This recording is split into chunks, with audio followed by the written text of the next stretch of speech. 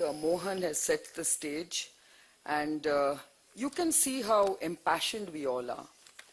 And today, I think, is a very, very important day for all of us in Bangalore. And I'd like to basically start by saying, why BPAC and what is BPAC all about?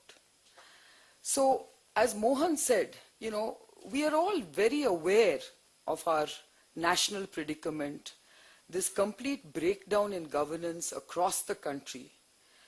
But we as citizens of Bangalore, we need to do something that really concerns us and where we can make impact.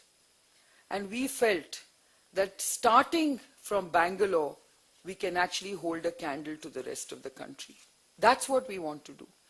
We are citizens, we are the founding group of BPAC, or the Bangalore Political Action Committee, is really a forum founded by a group of proud Bangaloreans who cannot bear to see our city being battered anymore. We believe we cannot afford to stand and watch helplessly as we see Bangalore crumble and decline. And crumble and decline because of very bad governance. We all know that it's all because of bad governance. And we believe that it is not about helplessness or hopelessness, it is about apathy.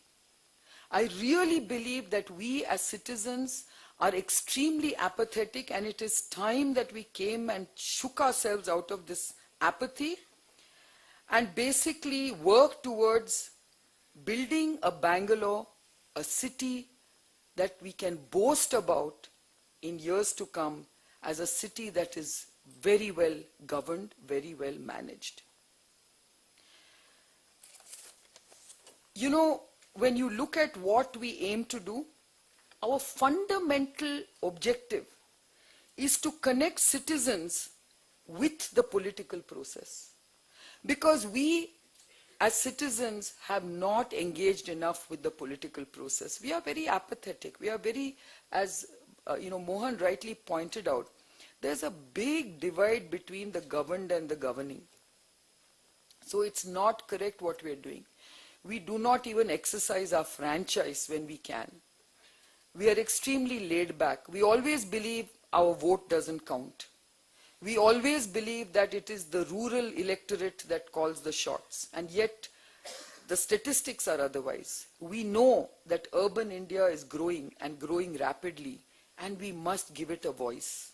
I think this is what BPAC serves to do, at least in the state of Karnataka, starting right here in Bangalore.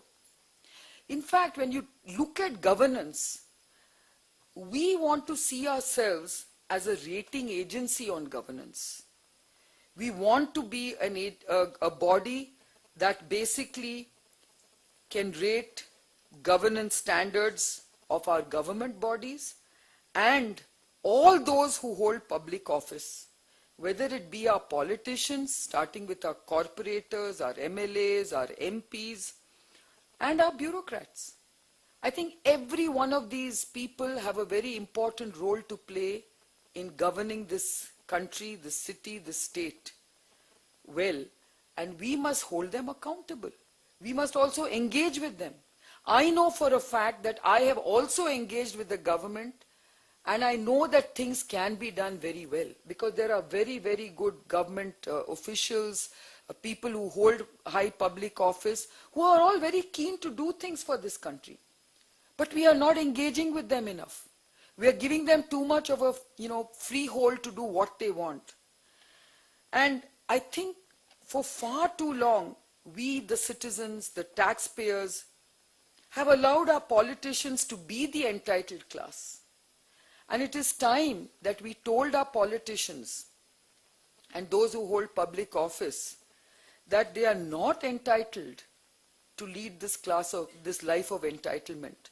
On the contrary, they are here to serve and be answerable to the citizens and the people. But we, the people, also have to hold them accountable and answerable, because if they don't need to give us answers, well, this is what happens. We are seeing that this apathy that we have had has led to growing corruption, poor governance and poor delivery of public services. And as I said, we have abdicated the responsibility to exercise our franchise. And this abdication of this very, very important responsibility has resulted in the sharp decline in governance and an alarming increase in corruption. We have to find a new way forward. We have to change the political culture in our city first and hope that we can, hold a candle to the rest of the country. BPAC aims to be an apolitical entity in the sense that we do not want to support any party. But we want to be very political in the way we get governance addressed. That is really what BPAC aims to do. We want to be an entity formed by citizens, for citizens to come together to demand accountability and governance. Because we clearly know that accountability, transparency, efficiency and good governance is the only way we can actually carry out the vision and values that our forefathers dreamt for this country. We also believe that technology is a great enabler to make this happen. And it is very sad to think that Bangalore, Karnataka took the lead in e-governance. We were the state that basically set the example to the rest of the country, saying e-governance is the way to deliver, transparency, accountability and efficiency. And what has it done so far? Has it really delivered on all these objectives? You can see in Bangalore alone, corruption levels are extremely shameful. Delivery is very poor. We would not be having all these issues that we are talking about today in terms of all this waste management issues, the other kind of problems we are facing in terms of power shortage, in terms of water shortage. I mean, these are all areas where we have not bothered to engage in planning or planning for the future. Everything is ad hoc. Everything is, reactive, in a reaction mode. We cannot afford to do that. And every government body has the ability and the funds to plan better and to deliver better. This is what we have to engage with the government and make sure that they do deliver in this particular manner. I myself am involved with the healthcare system. And I know, yesterday I spent a wonderfully interesting day with one very, very upright and self-initiated retired IAS officer from Tamil Nadu, who basically architectured and authored the entire e-procurement model for Tamil Nadu, which has made Tamil Nadu now the most efficient state in terms of healthcare delivery. They are able to provide almost 50 rupees per capita in terms of medicines provided free of cost. Karnataka only can provide 6 rupees to its population. It is ridiculous. And he clearly said to me, he said, without IT, without this e-procurement model, it could not have been possible. He has addressed spurious drugs, he has addressed quality of drugs, he has addressed delivery of drugs, because he has laid out this very e-enabled architecture. We can do that in Bangalore. And I in fact asked our health secretary, why hasn't it been done in Bangalore? And his answer was, there are too many vested interests who don't want this to happen. We cannot allow this. We are the citizens who need these kind of important right to healthcare, right to education. So BPAC is going to be that forum where all of you must come and take advantage of this forum to make a difference to governance and to the way we build our city for the future. I would really like to conclude by saying that technology is a great enabler. People power is the biggest enabler. And above that, I think we must all inculcate a sense of pride, not just for ourselves, but within all our political classes, so that we can really see rapid progressive change. It might seem ideological, but I think it's possible, because I know that when we engage with government ministers and bureaucrats, and when we engage them to feel proud of what they're doing, they feel very excited, they feel very motivated. I think for far too long, we have distanced ourselves from them.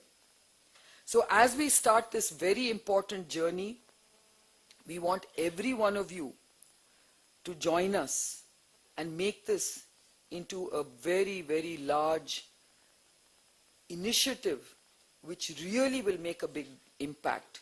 And as we begin this journey, we will turn to people like Mr. Narayan Murthy, whom I personally consider my friend, philosopher and mentor, and I'm sure all of us at BPAC will, turn to him for his counsel, and we will bounce ideas off him, because this is about a collective vision.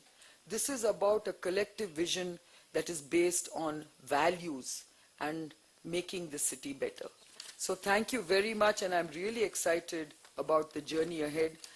Of course, I must thank all my members at BPAC who have, of course, put me in this position, given me a very important responsibility.